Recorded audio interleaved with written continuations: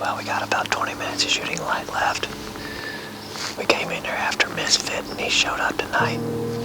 We've had a lot of deer out in the field, and there was one particular night that he didn't want to have anything to do with him, and he turned and kind of went back the other way. But got to witness something pretty cool tonight as DT and Misfit squared off in the field, and Misfit won. And I was kind of shocked because due to earlier in the year I watched DT run Misfit out of the field, so I thought DT was the boss of the area, but that's clearly not the case anymore.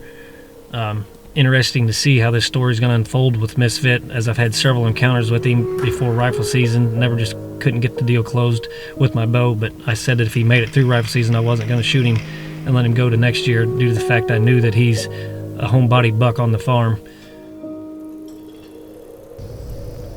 It's May 28th. We're up here at the farm getting our fall food plots planted, and these particular 2 plots we're doing here tonight is going to be our bean plots. Hopefully I'll bring you some good action here early September and late December here.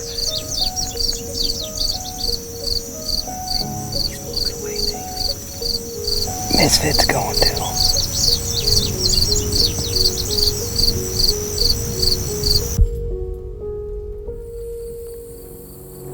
Well, we finally got set up here. It's opening day of archery season here in Missouri. We're set up in the corner stand here, where we've been getting several daylight pictures of Misfit in this corner here. What we're doing is kind of a transitioning area where we're catching the bucks and the does feeding out into a double crop bean field we got out in the center of the farm, which is why we're thinking it's putting them on their feet early. He's been feeding here between 5:50 and 6:30, so we're gonna get settled in here. The wind's a little calm, so if he keeps doing what he has been doing tonight, we should be in the money.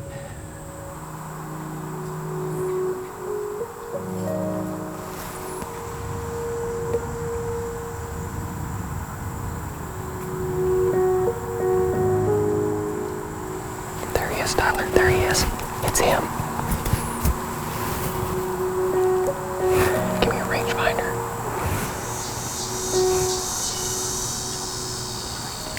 Yeah, I see him. Where? He's right there. He's right there. No shot. I ain't got a shot, Tyler.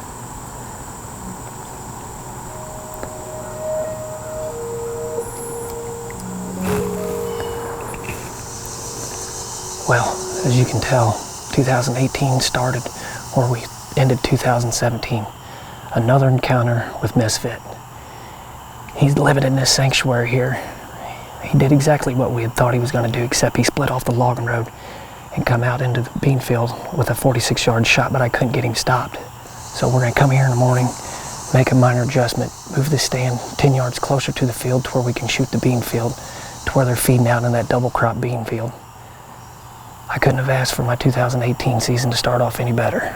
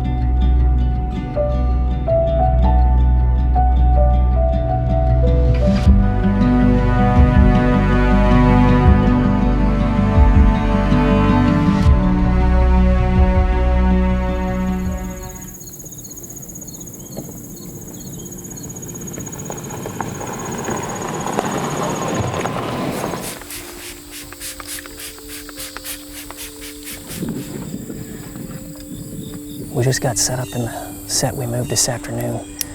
We had to move it 10 yards closer to the bean field where we had that encounter with Misfit last night at 46 yards where I couldn't get him stopped. So these deer, we seen a bunch of deer in here last night, bucks and does.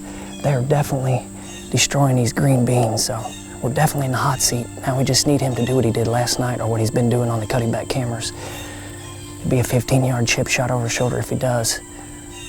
It's a little warm for our liking, but with all the activity that he's been doing on the cameras moving in daylight, we have to be in here. So we know he's in that timber. That's his bedroom. And fingers crossed he does what he did last night and we'll be in the money.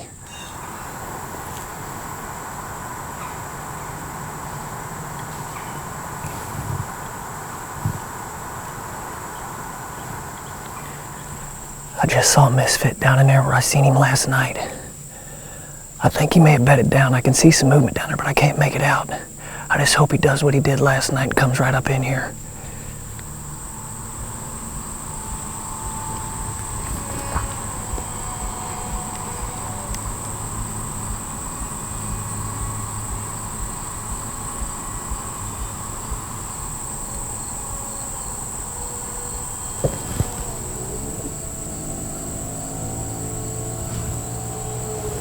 No, there's another one down there.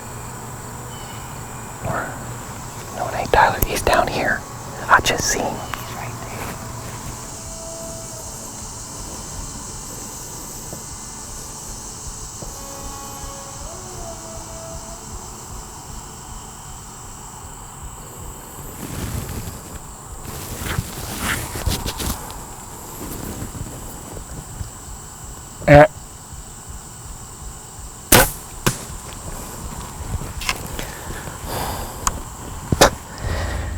He just did what we thought he was going to do. All the history and everything that we've had of him, we've got him dialed in. We knew that was his bedding area. That's my sanctuary. That's kind of the reason why last year I said, if I couldn't get him before rifle season, I was going to let him go. That's the 9th encounter that I've had with him, and I finally got it done. It's almost like a cat with 9 lives. We just looked at the footage. We can tell the shots was a little far back, but we're gonna give him the time. He's everything we thought he was. I don't know. Tell you what, that deer's wore me out. We've got a good storyline with him, that's for sure. So, it's hot. I'd say we're gonna have to go in here tonight. I don't know, around midnight or so, because I'm afraid with the heat, but we're gonna give him time. That's a good sign. He's covered in a lot of blood.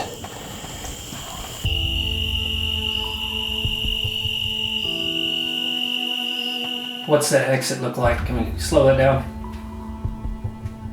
Oh, right there. There's blood. Oh, that's about 6-8 inches behind the shoulder. He's got to be dead then. Yep. We got in there and got something on that for sure. Well, we just got up to the farm from watching the footage. It appears that I hit a little far back, but it was quartering away, and it looks like I got some fatal stuff up front there. So we're going to ease in here. It's about 11 o'clock. We've given him about 4 hours, so it should be good. And we're going to get after it here. Right there. There he is. There he is. He's down. He's right there. See? See? Oh, yeah. Now he's stiff. No doubt about it. He died instantly. Kind of speechless right now. He's got a kicker on the back here I didn't know he had. Got some velvet hanging off here. That's pretty cool. Awesome. I couldn't be more happier to start my 2018 season off by wrapping a tag around this 5.5-year-old buck I call Misfit. Had so many encounters with him last year in history with him, especially that one hunt late season last year on the north end of this sanctuary in the food plot where he fought off 2 bucks and then rolled right into 2018 as we started velvet footage of him coming out of this same sanctuary into this same bean field I killed him on tonight. And then with all the history and recent trail pictures of him in this corner, that's why we hunted last night and had an encounter, and tonight it's extremely hot and 90, I think it was 89 yesterday and 90 today. And sure enough, tonight, I looked down to my left into the timber there, into the sanctuary, and there he was already coming up.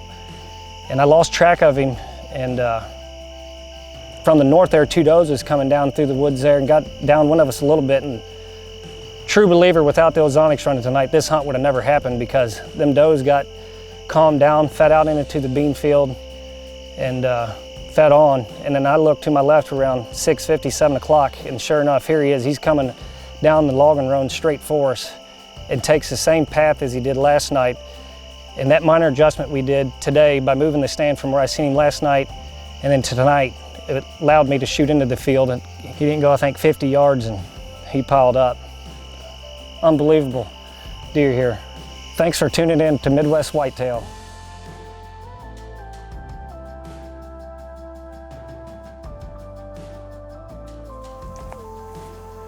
It's September 23rd, and I'm gonna make my third pull from this cuddy back today.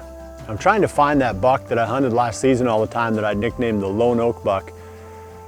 It's been a slow process so far. The deer are so spread out with all these acorns that it's really hard for me to find any bucks to speak of on my cameras. The first 2 times I pulled, I did not get a single photo that I kept from this camera. So it's not a very good track record, but this is the spot where that buck was living last year. But I'm afraid that if he is still alive, he'd be a 6-year-old buck this year. And they make that transition in behavior from 5 to 6, where a lot of times their home ranges really start to close down. And if I'm not right in that area, I could be missing him. I mean, some of the bucks I've hunted had ranges as small as 20 to 30 acres by the time they were 6 and 7 years old. So it's kind of similar to that buck that those guys were hunting down in Missouri. Here's a deer that basically, as he got older, his range closed in and he became more and more of a homebody. So that's what I'm hoping is the case with the Lone Oak buck. I'm gonna pull this camera today, and I'm gonna move it to a different spot and just keep jumping around and just see if I can find that buck. Like I said, it's been a frustrating process. I haven't found any 5-year-old bucks yet on my cameras, but I know they're out there. I just need to keep moving around. I just keep monitoring, and hopefully they're gonna start popping up. So I'm gonna grab the camera and head back to the office and take a look at what's on there, and then I'll check back in with you real quick right at the end of the episode.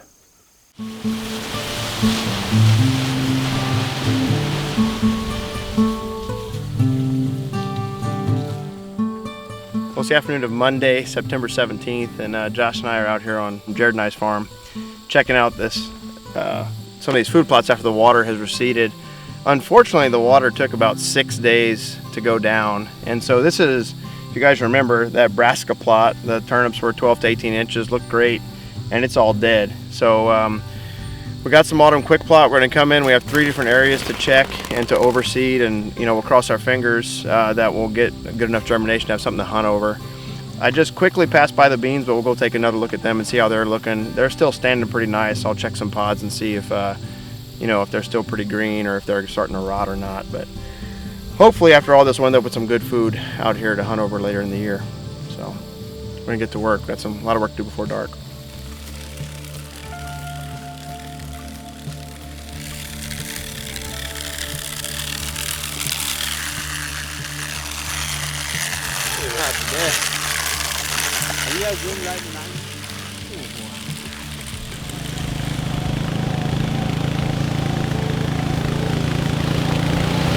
I definitely thought we were about to add another one of my modes of transportation to this farm.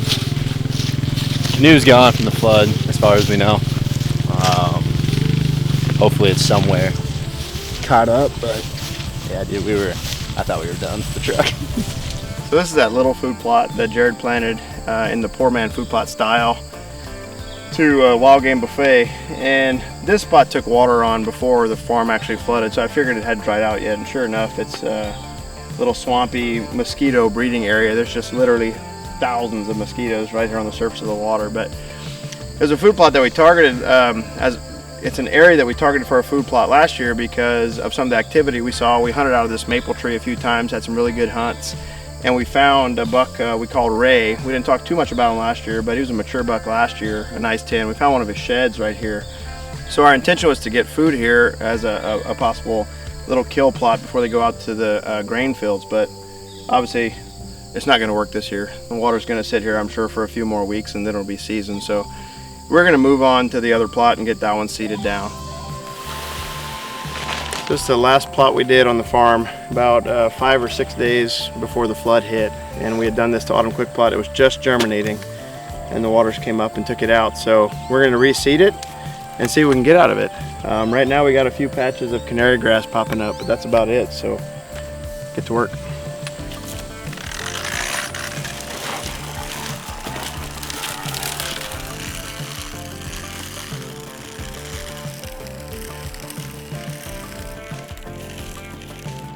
I'm just looking at a few of these spots where the water, where it's higher, there's actually some brassicas shooting up, so I imagine those seeds hadn't germinated yet, and now with all this moisture they're popping out of the ground, so this might end up being pretty decent after all. We're still going to overseed it, but it's good to see that there's something already popping up here. So we're just taking a look at some of this regeneration after the burn this spring. Jared and I got in here and burned the 1/3 that we could burn this year of the WRP ground. And we burned some of these willow thickets. We were really wondering what it was going to do. A lot of the branches in there were dead, and while it was holding up grass and it was still a pretty good bedding area, it's neat to compare what's the old stuff that hadn't been burned and the new stuff. You can see up above all the dead stuff, and the fire killed some of those trees that actually were still alive, but there was just a lot of dead stuff. And then down low, it's a solid 4 to 6 feet as you walk through there of just new willow, and it's super thick. And deer actually like to eat this stuff. It's really soft and palatable, and so serves multiple purposes. Really nice cover, and I'm sure it's been just great bedding for the fawns, and we're going to look forward to seeing how the deer use it this fall. There you go. You know, they're dirty. I was gonna say, just look at the difference. You know, some of the pods that are higher up. Well, here you go, there's the difference. Yeah, exactly. But even the brown ones, you know, it looks like they did okay. I was gonna say, if you open them up. They're still pretty green, so. And if you open it, yeah, I mean like this, that's from the brown one. Yeah. And as you walked around it, it was all the ridges. And unlike where the big and beastie is, I mean. Is that how you guys decided where to put what? Yeah, well, we could tell just by walking around after we burned, like where it was highest, and that coincided with what they had done in the past, because it's kind of, obviously there's not much elevation change, but these areas are the highest, and you could, the big and beastie obviously was in a low spot, that took on water, that other spot's a low spot. You know, so the years it doesn't rain a whole bunch, it'll be fine, but obviously this is the best spot to get crops in, especially in the spring when the water's typically high, you're trying to plant your beans or your corn. It ended up working out pretty good.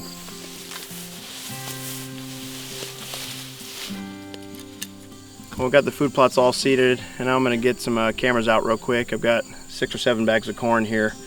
Jared and I haven't been able to do a survey out here yet. We were going to a few weeks ago, and then the water came up. So before it gets dark on me, I'm going to get some cams out. Right here, this is the first camera we got Merino on last year, and also the stand that we hunted our first day out on the farm and filmed him. So hopefully he shows back up right here. He's one of the bucks we're looking for. We'll be back out here in the next week or two pulling cards and trying to get an inventory on which bucks are still here for the start of the season. As far as my season, you know, obviously October 1's when the statewide's going to start, and then the urban hunt actually started this past Saturday. I still haven't gotten out and got my tags yet and gotten going. I'm still kind of busy unpacking from the move, but in the next couple weeks I'm planning on getting out and trying to at least shoot some does, so that'll be fun to get out and you know, start hunting.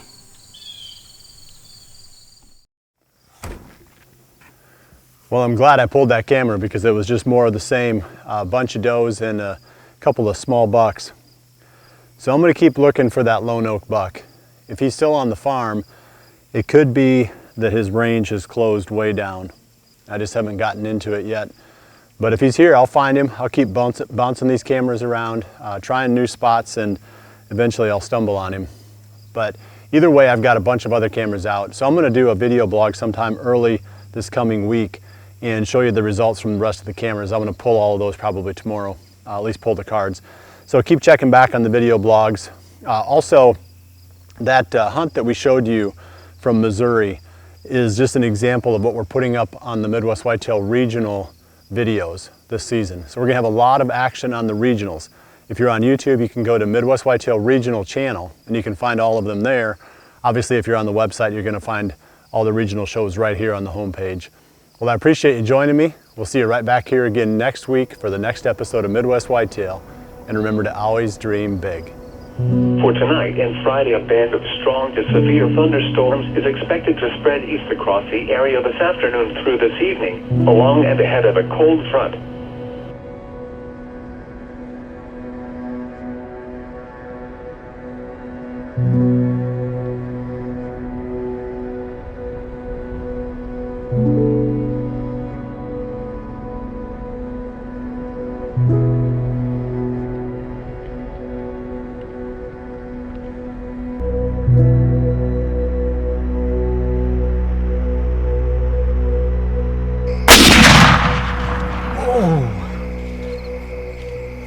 Oh my. Like, some people are like, why do you like hunting so much? Like, I can't even explain it. Just, I do.